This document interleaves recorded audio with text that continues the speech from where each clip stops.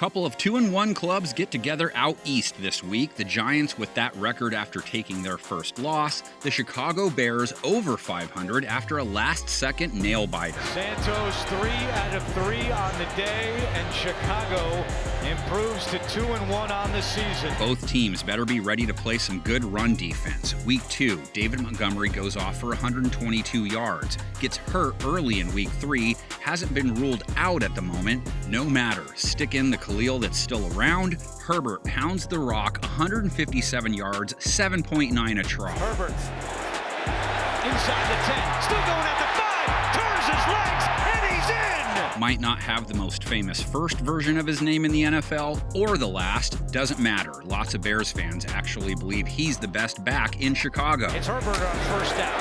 He's got some room. Big hole for Herbert. Giants also have to be worried about the QB bolting. Justin Fields did so 8 times in Week 3, close to 6 per run. Bears totaled 281 yards on the ground against the Texans, most in a game since the days of sweetness. Fields is going to take off. Fields has room to run. He's got the first down into Houston territory and out of bounds. Dual threat Danny's like, yeah, well, check out these wheels. Daniel Jones took off 9 times versus Dallas. He knows what to do when the Red Sea parts in front of him, and he's got some jockstrap juke in him. 79 yards last week, 8.8 a scamper. This is the strength of Daniel Jones, his ability to run the football. We've seen it over the years. Like the Bears, the G-Men's rush attack is two-dimensional. Saquon Barkley, 14 carries, 81 yards, close to 6 a run. Looks like he's back. Nice cut. There he goes. Saquon to the end zone. Touchdown, Giants. So which defense is better equipped to slow all that down? Giants got destroyed along the ground versus Tony Pollard and Zeke. Gave up 176 yards total, 5.9 a carry. Here is Pollard on that side, trying to hit a home run. Bears defense fared much better, held Houston under 4 yards per carry, allowed their primary back 4 a run. Pierce. He is cut down for a loss.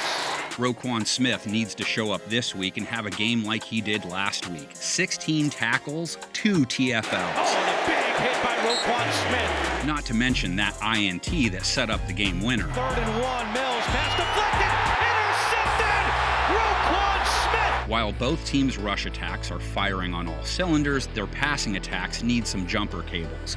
Fields, the passer, 106 yards, no TDs, 2 INTs, rating of 27.7. One of the worst stat lines you'll ever see for a winning QB. Fields fires over the middle, and it's intercepted. Picked off by Jalen Petrie. Daniel Jones, 196 yards, 5.3 yards per attempt, no touchdowns, INT, 57.9 rating. Jones fires, and the pass is intercepted by Diggs. He won't have wide receiver Sterling Shepard either. Such a bummer to see him pull up like that at the end of the game. To be fair, both signal callers don't get much time to scan the field. Fields got sacked 5 times, pressured on 36.4% of his dropbacks. Subtle perspective, that number is pretty Cheech and Chong. Fields in trouble, and down he goes. Jones is a grass connoisseur as well. His face in it 5 times last week too. He was hit 12. Pressure off the edge and a sack. Donovan Wilson. Bears pass defense was tested 32 times versus Davis Mills. Picked him off twice, 70.4 rating allowed. Mills throws up in the air and intercepted by Eddie Jackson. Giants faced Cooper Rush in their most recent outing, allowed him to post a 98.2 rating, and got help from Dallas' CeeDee Lamb. Otherwise, their numbers would have been even worse. First down, Rush throws. He's got the tight end. Hendershot. So who gets to 3-1? Neither team was expected to be there.